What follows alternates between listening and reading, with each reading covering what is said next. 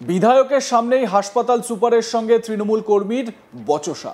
ঘটনায় ধমক দিয়ে চুপ করালেন বিধায়ক। আর এমন ঘটনায় শোরগোল পড়ে গেল ব্যান্ডেলের ইএসআই হাসপাতালে। ব্যান্ডেল ইএসআই হাসপাতালের পরিষেবা কেমন তা দেখতে গিয়েছিলেন চুঁচুড়ার বিধায়ক। আগে হ্যাঁ, ঠিকই ধরেছেন, অসিত মজুমদার। হাসপাতালে ঠিকাদার মারফত নিয়োগ নিয়ে প্রশ্ন তোলায় বিধায়কের সামনেই হাসপাতাল সুপার এর সঙ্গে বচসায় জড়িয়ে পড়েন তৃণমূল কর্মী। ধমক দিয়ে ওই কর্মীকে চুপ করান বিধায়ক। আপনাদের সেই ভিডিওটা দেখাই, যেখানে বিধায়ক মশাই ধমক দিচ্ছেন।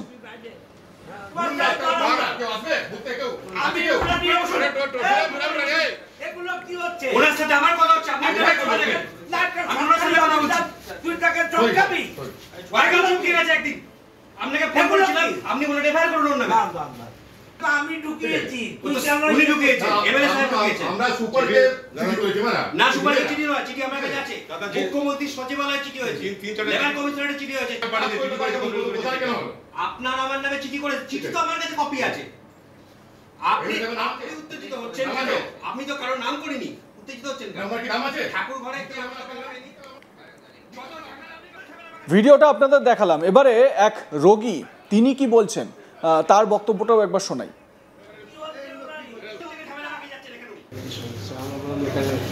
সেরকম ওয়ার্ডের সেরকম ভালো মেশিন যার জন্য আমাদের বাইরে যেতে হচ্ছে। কাউকে মানিকতলা, কাউকে শ্রীরামপুর, কাউকে ভদ্রেশ্বর। আপনার কি হয়েছিল?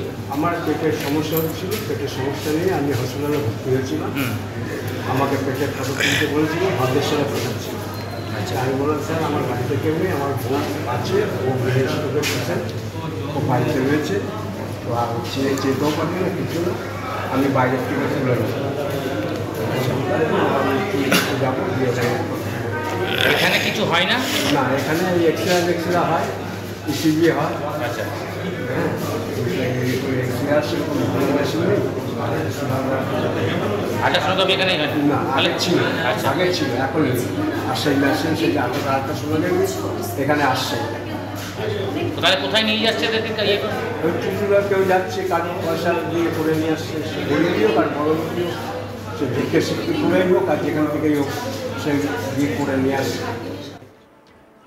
এরপর আপনাদের শোনাবো রোগীর আত্মীয়রা তারা কি বলছেন। রোগীর সঙ্গে যারা রোগীর বাড়ির লোক আসেন তারা কি বলছেন, শুনুন। পরিষ্কার হয়ে গেলে একটু ভালো হবে। এটা তো অনেকদিন ধরে আসছে, এটা যদি পরিষ্কার হয়ে যায় তাহলে আমরা যে অন্য রোগ নিয়ে এসেছি, এটা অন্য রোগ যদি না হতে পারে, সেই জন্য এটা পরিষ্কার হয়ে গেলে একটু ভালো হবে। এই যে পেছন দিকটা, হাসপাতালের পেছন দিকটা এত এরকম, এটা অনেকদিন ধরে আছে, এটা কেউ দেখতে পাই। আমরা আজকে পেশেন্ট আছে, আমরাও ভর্তি ছিলাম, এটা কিন্তু 10 বছর ধরে এরকমই কি আছে, মানে নজর দিচ্ছে না কেউ? সে সব দেখছে কিন্তু কেউ এটা হাত লাগাচ্ছে, এরকমই আছে। আজকে তো বিধায়ক এলো, ঠিক আছে, ওরা দেখবেন, ওরা দেখলে কিছু বলবে, ওয়ার্ড কমিশনারকে বলবে। সাফ সুতরা চাই, মানে কি হলে ভালো হয়? সাফ সুতরা হলে ভালো হয়। এই যে এর পেছন কোনো এরকম অবস্থা রয়েছে, বিধায়ক এসছে, জানাবেন আপনারা যে এই যে পেছনগুলো যে ড্রেনগুলো এটা মানে বিধায়ক তো এলো আপনাদের এখানে, যে কি সমস্যার কথা জানতে, আপনারা জানাবেন বিষয়গুলো? এদিন চুঁচুড়ার বিধায়ক অসিত মজুমদার ব্যান্ডেল ইএসআই হাসপাতাল পরিদর্শনে যান। হাসপাতালে পরিষেবা সন্তোষজনক নয়, খাবারের মান নিম্নমানের, হাসপাতাল চত্বর পরিষ্কার পরিচ্ছন্ন নেই, ডেঙ্গু হওয়ার পরিস্থিতি রয়েছে এবং নিয়োগ প্রক্রিয়ায় অনিয়মের অভিযোগ পেয়ে এই পরিদর্শন করেন বিধায়ক। বিধায়ক অসিত মজুমদার অভিযোগ তোলেন, হাসপাতালে একাধিক বেআইনি নিয়োগ হয়েছে, যেখানে যোগ্যতার বদলে কারো সুপারিশে লোক ঢুকেছে।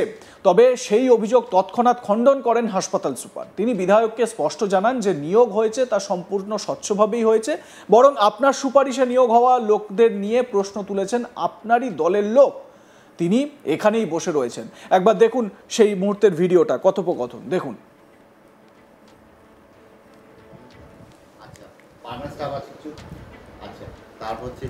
আজকে একটা স্টাফ একটু দেরি করে এসছে, করোনার সময় ওই স্টাফটাই কাজ করেছে, তাকে অ্যাবসেন্ট করে না কি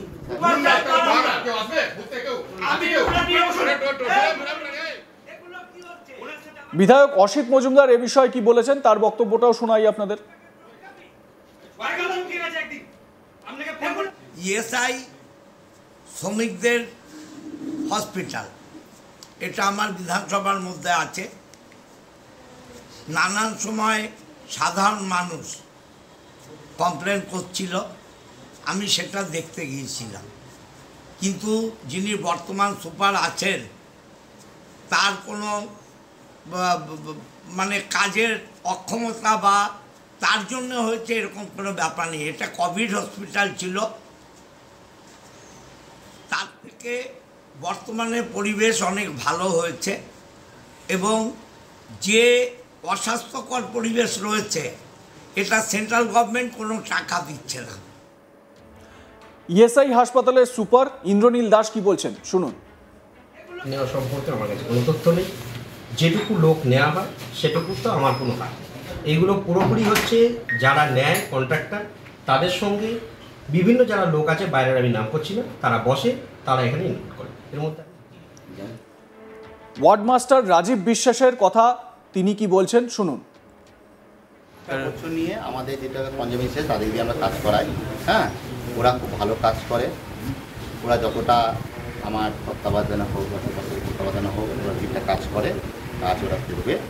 আর যতটা আমাদের কিছু ম্যান পাওয়ার কিছুটা কম আছে, এবার ম্যান পাওয়ার না থাকলে সব জায়গায় একটুখানি থাকে, তা আমরা ম্যানেজ করে চলছি। এই হাসপাতাল তৃণমূল কর্মী মুরারি বাল্মীকির দাবি, তার এলাকার 10 জন যুবককে কাজ থেকে বসিয়ে দিয়েছেন সুপার। সেটা নিয়ে তিনি চিঠি করেছিলেন, তাই তার উপর রাগ সুপারের।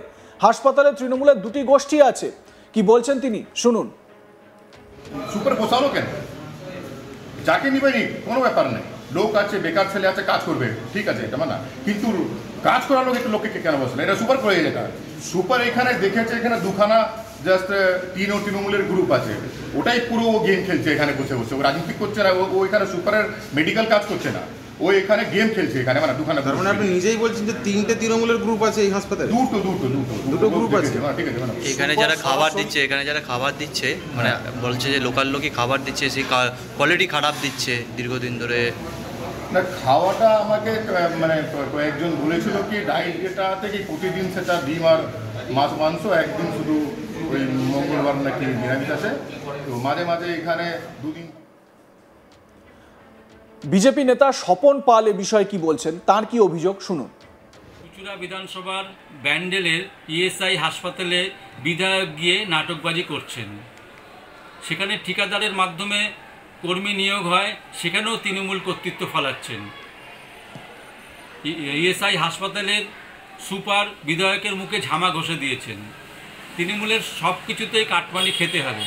কর্মী নিয়োগ কাকে করেছেন, কাদেরকে বের করে দিয়েছেন, সেই তালিকা বেরোতেই ঝুলি থেকে সাপ বেরিয়ে পড়েছে। এদেরকে সব কিছুতেই কাটমানি খেতে হবে। আর কয়েক মাস অপেক্ষা করুন, মানুষের জবাব দেবে। লাইক কমেন্ট শেয়ার করতে ভুলবেন না। দেখতে থাকুন আজ তাক বাংলা। সাবস্ক্রাইব করুন আমাদের ইউটিউব চ্যানেলটি, বেল আইকন প্রেস করুন নোটিফিকেশন পেতে।